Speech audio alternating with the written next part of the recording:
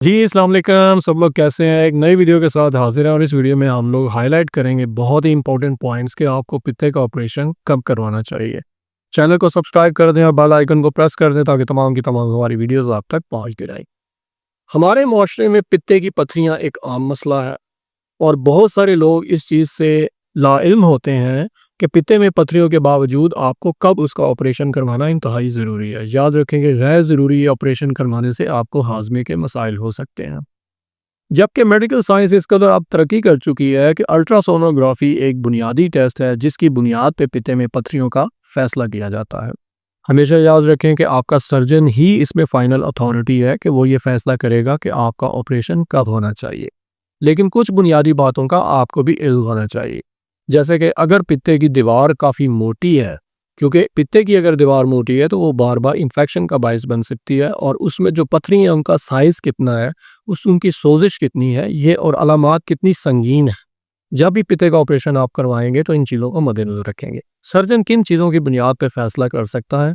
सबसे पहली चीज़ ये है कि अगर आपके पित्ते में पथरी है और आपको यहाँ दर्द होता है दाएं तरफ, और ये दर्द ख़ास तौर पे चिकनाई वाली चीज़ों के खाने से शदीद होता है आपको, तो आपको लाज़िमन पित्ते का ऑपरेशन करवाना चाहिए।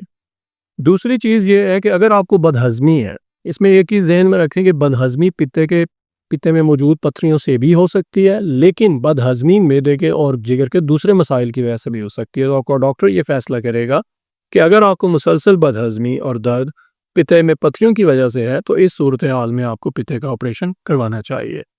तीसरी इंपॉर्टेंट चीज़ है कि आप अल्ट्रासोनोग्राफी की रिपोर्ट पे आपका डॉक्टर देखेगा कि आपके पित्ते की दीवार कितनी मोटी है, क्योंकि अगर दीवार मोटी है तो वो बार बार सोजिश का बायस बनेगी।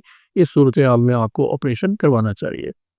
चौथी चीज़, अगर पित्ता आपका पथरियों से भरा हुआ है और अलामत ना भी हो और एक से ज़्यादा पथरियां हैं तो आपको इसको ऑपरेट करवा लेना चाहिए, क्योंकि आगे चल के आपका पित्ता जो है वो इतनी पथरियों की मौजूदगी में सोजिश का शिकार हो सकता है और अलामात संगीन हो सकती हैं। पांचवी चीज़ ये है कि अगर आपके पित्ते के अंदर रसोली है तो इस सूरत हाल में आपको बिला ताख़ीर ऑपरेशन करवा लेना चाहिए। छठी चीज़ इसमें बहुत इंपॉर्टेंट है कि अगर जो शुगर के मरीज़ हैं, अगर आपको शुगर है और शुगर की सूरत में अगर आपको अलामात नहीं भी हैं, तो आपको पित्ते का ऑपरेशन करवा लेना चाहिए, क्योंकि इसकी रीज़न ये है कि शुगर के लोगों की इम्यूनिटी कम होती है और वो बार बार इन्फेक्शन का शिकार हो सकते हैं।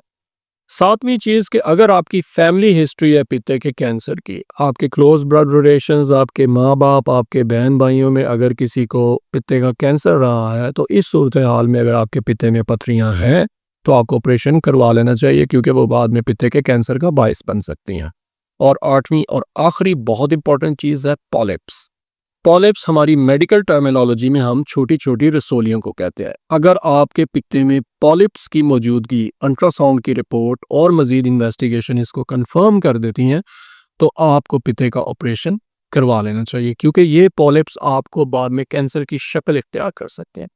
मैं उम्मीद करता हूँ कि आपको ये वीडियो बहुत हेल्पफुल रही होगी। इसको लाइक, कमेंट और शेयर कीजिए और चैनल से जुड़े रहिए। बहुत शुक्रिया।